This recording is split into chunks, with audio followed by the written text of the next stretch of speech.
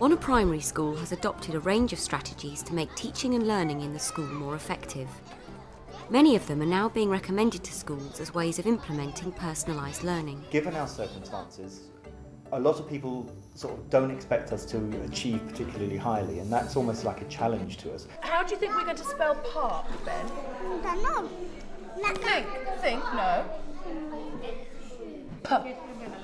Write it. P. P. Clever. That's a B.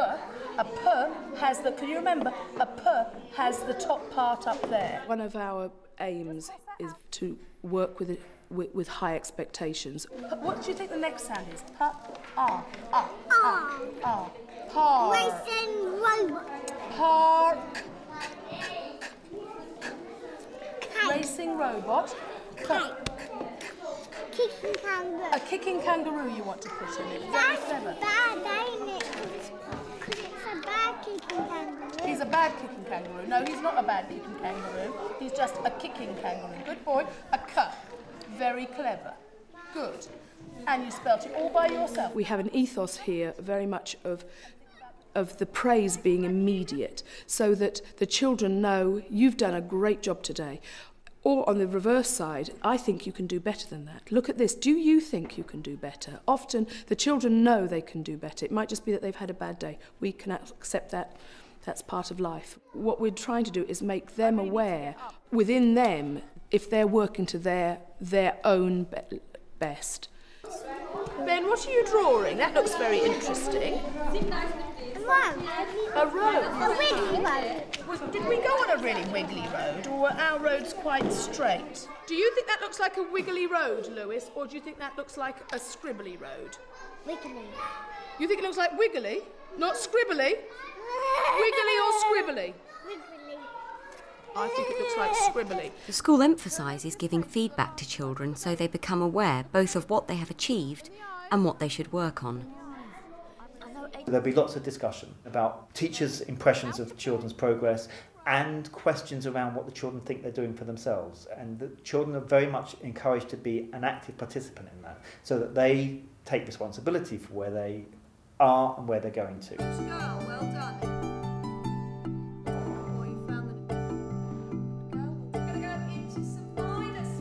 Feedback, it's one of those things you always want to be able to do more. You'd always love to have time to talk individually with every child after every lesson. Ben has a real blockage with maths. He doesn't believe he can do it. The struggle this year has been trying to give him confidence, but also to try and persuade him to use those excellent comprehension skills that he has to get past the problems that he has with maths. I want you to read through number 2, because I know you've got brilliant reading skills, so use your brilliant reading skills, read this through, and then tell me before you start what kind of sum it is. Sometimes it's giving them a catchphrase or a few basics to hold on to. Yeah, so work backwards from... Okay, see if you can remember what... I know 8 times Number 8 is 4. I know 8 times 8 is Whoa, 64. You go gallop, gallop, gallop again, aren't you? I know Muna has... That's my point. Muna has £62. Train tickets to Romford cost £8. Can you say how much money has she got in front of her? 62. Right. And I would love to have that. Right. What's she buying? Ticket. Train tickets. And how much is each one of them going to cost? £8. So, stop. Think. How many train tickets can she buy? There's the money in front of her. What kind of sum is it going to be? It's going to be division. Callum's a character. His actual computational math skills are really quite good, but he'll go charging in. So my catchphrase for Callum this year has been stop and think. It's instead of rushing and thinking he knows, just to pause and think things through. And generally that improves his maths greatly. They like this idea of you focusing on them as an individual. With my language group, they're very keen on me making sure I comment when they've done a piece of writing, especially a longer piece. They love, the more I can comment, the better. And sometimes something as simple as, sometimes all you need to say, well done, this is a good piece of work. They're less keen on that almost than half a page of criticism. They really appreciate that if you can go into the detail. As important as giving feedback, the school feels is setting out clearly for the children what it is they're trying to learn. 2, improve. hour. Mental, maths, and remember these guys, solve real life problems. Learning intentions. I think we were all a little sceptical at first, but I think we've been surprised at how important it's become. In something like language, it's been a real way, learning intention can be a real way to focus on different aspects of genre, different types of writing that you really have to look at in year 6. But the children are very keen on them, and if you don't put them up now, there'll very often be several hands shooting up, Miss Ross, you've forgotten the learning intention, and you have to scamper over and write it up. The school also stresses the importance for teachers of clarity in teaching aims. I know that I can deliver a lesson much more effectively now than ever I did when I was a full-time class teacher, because of the ways that we've moved forward, the understanding that we have about what makes effective learning and teaching.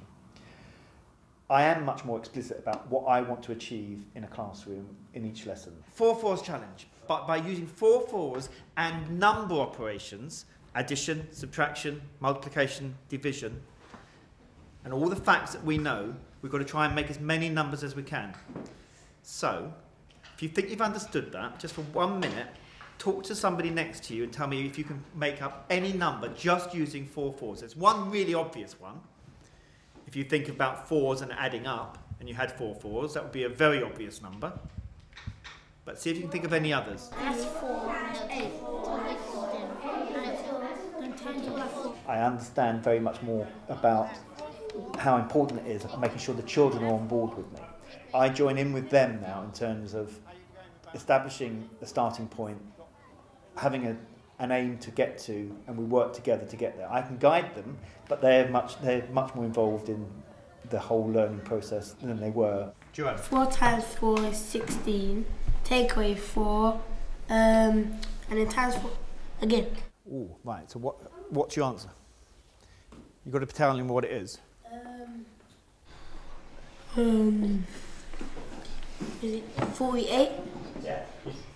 Jerome says he's made 48. He said 4 times 4 is 16. Yeah? The first thing you did, put it in brackets. Then you said Take away 4. Take away 4, which would be 12, times 4 would end up at 48. The school is now focusing on another element of personalised learning. In recent years, part of our work has focused on the way we teach and the different styles that we need to adopt according to the nature of the children that we're working with. We accept that children are all individual and learn in different ways, just as we do as adults. All the children that we teach learn in different ways. And having a good understanding about the different personalities and their particular learning styles makes us better and makes us more effective teachers.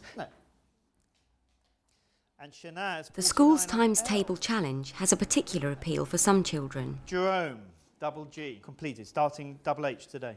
The children compete against themselves to complete a set of 50 graded challenges based on knowledge of the times tables.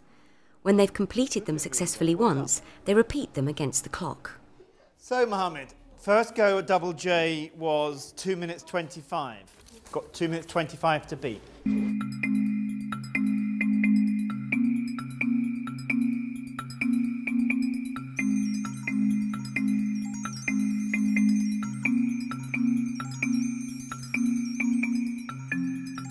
Ooh, 1 minute 50, right on the top, 1 minute 50. I won't look at it, we'll see it. It's got to be right as well though, Mohammed.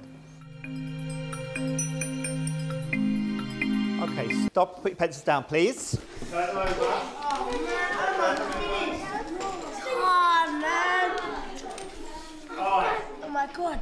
How many did I have? You did better than you did last time. Alma, how many do you have left? Alma, how many do you have left? 10 seconds. And then as soon as you're ready, looking at me, please. First I couldn't times 3 numbers, and then I learned how to times 3 numbers. And times table challenge is like 6 times 4 times 2, and you have to times it like that, and then I learned like that. First I didn't really understand it, and then I just had to go, and then I liked it. I like the challenges, it's fun.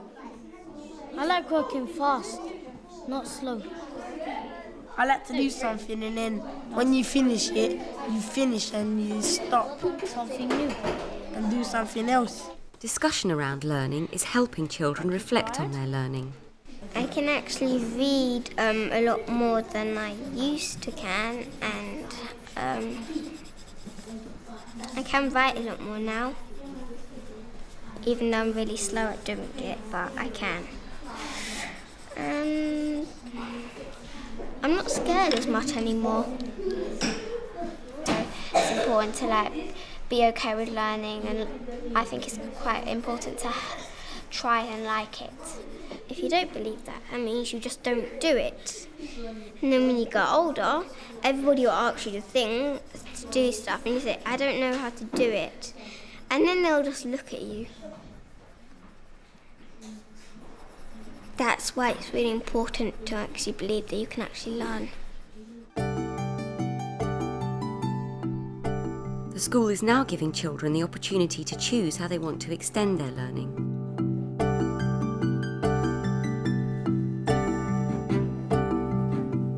There's textiles, drama, and there's gymnastics and all different things, and we can choose that.